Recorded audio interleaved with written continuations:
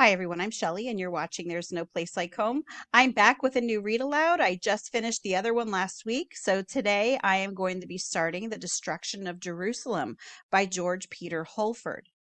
Now, this book that you see here, this image, is the copy that I have at home.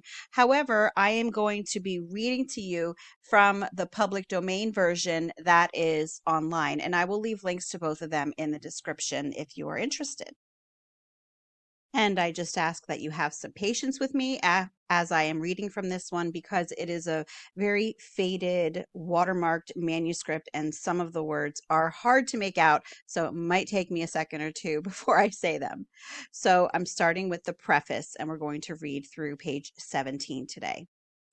History records few events more generally interesting than the destruction of Jerusalem and the subversion of the Jewish state by the arms of the Romans.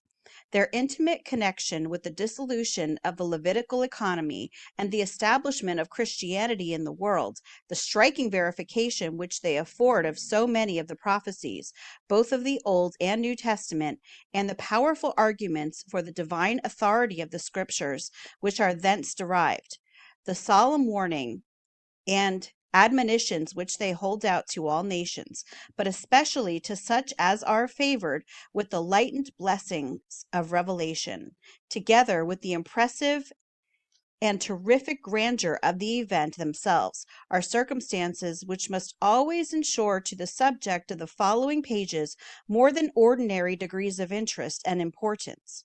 Many eminent and learned men have employed their pens in the illustration of it, but the fruits of their labors are, for the most part, contained in large and expensive works, out of the reach of numbers, to whom the discussion might prove equally interesting and improving.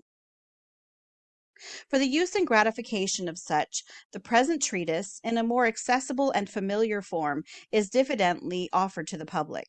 In order that it might be better adapted to the general reader, critical inquiries and tedious details are equally avoided, but it has been the care of the writer not to omit any important facts or argument that, in his opinion, tended to elucidate the subject. Countenanced by the example of many respectable names, he has ventured to introduce the extraordinary prodigies which, according to Josephus, preceded the destruction of the holy city. He has also added a few sentences in their defense, but he does not intend thereby to express his unqualified admission of their genuineness. Upon the execution of the tract generally, the public will determine. Usefulness is the writer's main object, and if a perusal of it shall contribute, under the divine blessing, to confirm the wavering faith of only one Christian, or to shake the vain confidence of a single unbeliever, his labor will be abundantly rewarded. George Holford. This was written in London, January 1st, 1805. The Destruction of Jerusalem. The goodness of God stamps all his proceedings. It has pleased him not only to communicate to mankind a revelation which to the pious mind bears in its internal texture its own evidence and recommendation, but also to accompany it with such external proofs of a sacred origin as seem calculated to strike with irresistible conviction even those who are least disposed to admit the truth of the Holy Scriptures. In order to evidence their divine authenticity, God has done as much as man could possibly have required. For supposing that it had been referred to mankind to have prescribed for their own satisfaction and that of their posterity the credentials which his messengers should bring with them, in order to authenticate the divinity of their mission, could the wisest and the most skeptical amongst men have proposed for this end anything more conclusive than, first, demonstrations of power, surpassing every possible effect of human skill and report, and, second, intelligence relative to the future events and circumstances of nations and individuals, which no human sagacity would ever pretend to foresee or predict? If such had been the evidences demanded, what addition to them could possibly have been suggested? Is it in the human mind to imagine any tests of divine authority better adapted, sooner or later, to expose the artifices and frustrate the designs of an impostor? In vain will the profoundest policy attempt to discover means more suitable to this purpose, and with respect to the reception of the revelation itself, more perfectly fitted to banish all reasonable doubt on the one hand, and to invalidate the charge of credulity on the other. Now these precisely are the credentials with which it has pleased God to sanction the testimony of his inspired messengers, as recorded in the scriptures of the Old and New Testaments. They wrought miracles, they foretold future events. Thus all that man himself could demand has been given, and objectors are left entirely without excuse. Jesus Christ, the principal of those messengers, like his illustrious types and predecessors, Moses and Elijah, proclaimed and attested his divine mission at once by miraculous acts and by prophetic declarations. His miracles were numerous, diversified, and performed in various parts of his native country. They were not frivolous tricks, calculated merely to excite wonder and gratify curiosity, but acts of substantial utility and benevolence. They were publicly, but not boastingly nor ostentatiously displayed, in the presence not of friends only, but also of enemies exasperated to malignancy against him, because he had censured their vices and exposed their hypocrisy, and who were actuated by every motive which a spirit of revenge could suggest to incurable prejudice, to induce them to detect the imposition of his miracles, if false, and to deny and discredit them, if true. To deny them they did not attempt, but they strove to sink them in disrepute, and thereby furnishing a striking specimen of those embarrassing dilemmas into which infidelity is continually betraying her votaries. They ascribed them to the agency of Satan, thus representing him, who was a liar from the beginning, as contributing to the diffusion of truth, the spirit that worketh in the children of disobedience, as promoting the cause of holiness, and as cooperating in the overthrow of his own kingdom with him who was manifested to destroy the works of the devil. The prophecies of our Lord, as well as his miracles, were many, and of great variety. They were not delivered with pomp and parade, but rose out of occasions, and seem to have resulted, for the most part, from his affectionate solicitude for those who then were, or who might afterwards become, his disciples. While the fulfillment of some of these predictions was confined to the term of his mission and the limits of his country, the accomplishment of others extended to all nations and to every future age of the world. Of the prophecies which have already been fulfilled, few perhaps are so interesting in themselves or so striking in their accomplishment as those which relate to the destruction of Jerusalem and its temple, and the signal calamities which everywhere befell the Jewish nation. The chief of our Lord's predictions relative to these events are contained in Matthew 24, Mark 13, Luke 19, 41-44, 21, and 23, 27-30, and we may with confidence appeal to the facts which verify them as conclusive and incontrovertible proofs of the divinity of his mission. Before, however, we enter upon this illustration, it may be gratifying to the reader, and add considerably to the interest of many of the subsequent pages, to give in this place a brief description of that renowned city and its temple. Jerusalem was built on two mountains. 3 celebrated walls surrounded the city on every side, except that which was deemed inaccessible, and there it was defended by one wall only. The most ancient of these walls was remarkable for its great strength, and was moreover erected on a hanging rock, and fortified by 60 towers. On the middle wall there were 14 towers only, but on the third, which was also distinguished by the extraordinary merit of its architecture, there were no less than 90. The celebrated tower of Stephanos, before which Titus at first encamped, was erected on this latter wall, and even excelled it in the superior style of its architecture.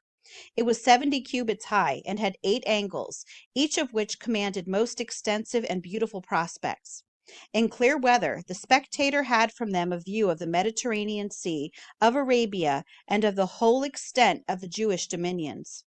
Besides this, there were 3 other towers of great magnitude, named Hippacus, Phasael, and Mariamne. The 2 former, famed for their strength and grandeur, were near 90 cubits high. The latter, for its valuable curiosities, beauty, and elegance, was about 55 cubits. They were all built of white marble, and so exquisite was the workmanship that each of them appeared as if it had been hewn out of an immense single block of it. Notwithstanding their great elevation, they yet must have appeared from the surrounding country far loftier than they really were. The old wall, it has just been remarked, was built upon a high rock, but these towers were erected on the top of a hill, the summit of which was itself 30 cubits above the top of the old wall. Such edifices, so situated, it is easy to conceive, must have given to the city a very great degree of grandeur and magnificence. Not far distant from these towers stood the royal palace, of singular beauty and elegance. Its pillars, its porticos, its galleries, its apartments, were all incredibly costly, splendid, and superb, while the groves, gardens, walks, fountains, and aqueducts with which it was encompassed formed the richest and most delightful scenery that can possibly be imagined. The situation of these structures was on the north side of Jerusalem. Its celebrated temple and the strong fort of Antonia were on the east side, and directly opposite to the Mount of Olives. This fort was built on a rock 50 cubits in height, and so steep as to be inaccessible on every side. And to render it still more so, it was faced with thin slabs of marble, with which, being slippery, proved at once defense and an ornament. In the midst of the fort stood the castle of Antonia, the interior parts of which, for grandeur, state, and convenience, resembled more a palace than a fortress. Viewed from a distance, it had the appearance of a tower encompassed by four other towers, situated at the four angles of a square. Of these latter, three were 50 cubits high, and the fourth 70 cubits. The tower last mentioned commanded an excellent view of the whole temple, the riches, grandeur, and elegance of which it is not in the power of language to describe. Whether we consider its architecture, its dimensions, its magnificence, its splendor, or the sacred purposes to which it was dedicated, it must equally be regarded as the most astonishing fabric that was ever constructed. It was erected partly on a solid rock, which was originally steep on every side. The foundations of what was called the lower temple were 300 cubits in depth, and the stones of which they were composed more than 60 feet in length, while the superstructure contained, of the whitest marble, stones nearly 68 feet long, more than 7 feet high, and 9 broad. The circuit of the whole building was 4 furlongs, its height 100 cubits, 160 pillars, each 27 feet high, ornamented and sustained the immense and ponderous edifice. In the front, spacious and lofty galleries, wainscoted with cedar, were supported by columns of white marble in uniform rows.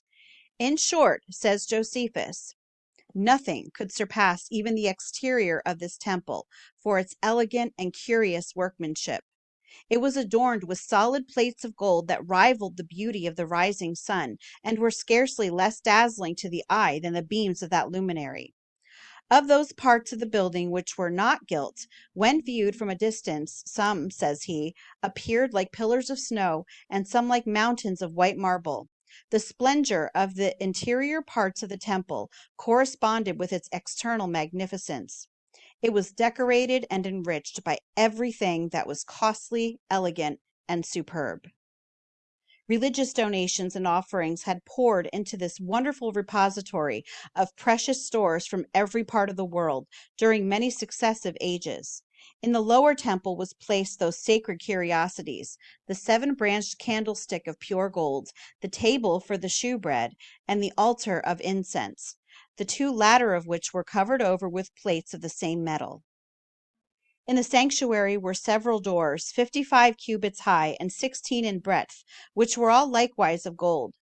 Before these doors hung a veil of the most beautiful Babylonian tapestry, composed of scarlet, blue, and purple, exquisitely interwoven and wrought up to the highest degree of art. From the top of the ceiling depended branches and leaves of vines, and large clusters of grapes hanging down 5 or 6 feet, all of gold and of most admirable workmanship. In addition to these proofs of the splendor and riches of the temple, may be noticed its eastern gate of pure Corinthian brass, more esteemed even than the precious metals, The golden folding doors of the chambers, the beautiful carved work, gilding, and painting of the galleries, the golden vessels of the sanctuary, the sacerdotal vestments of scarlet, violet, and purple, the vast wealth of the treasury, abundance of precious stones, and immense quantities of all kinds of costly spices and perfumes. In short, the most valuable and sumptuous of whatever nature, or art, or opulence could supply, was enclosed within the consecrated walls of this magnificent and venerable edifice. So much concerning this celebrated city and its still more celebrated temple. We shall now consider our Lord's prophecies relating to their destruction. And that, my friends, is the end of today's reading. I have to say that it's much harder to divide up this book into parts because it doesn't really have chapters. And since I'm reading it from my phone online, it's been very difficult for me to kind of match up images with the text. So what I'm trying to convey with all of the illustrations that I'm showing you is the destruction of Jerusalem, because that ultimately is what this book is about. So if you can just bear with me, considering that there really aren't chapter breaks and I'm kind of just stopping where I think is a good spot, I hope that you will look forward to the next one. Anyway, if you like this video, give it a thumbs up. If you haven't subscribed and would like to hear more of what I have to say, I would love if you would do that. If you have any questions or comments, you can leave one down below. And if you like my work and would like to become a channel member, I will leave a link in the description box for that as well. Or you can just click on it right on my channel page. And I hope you have a great day.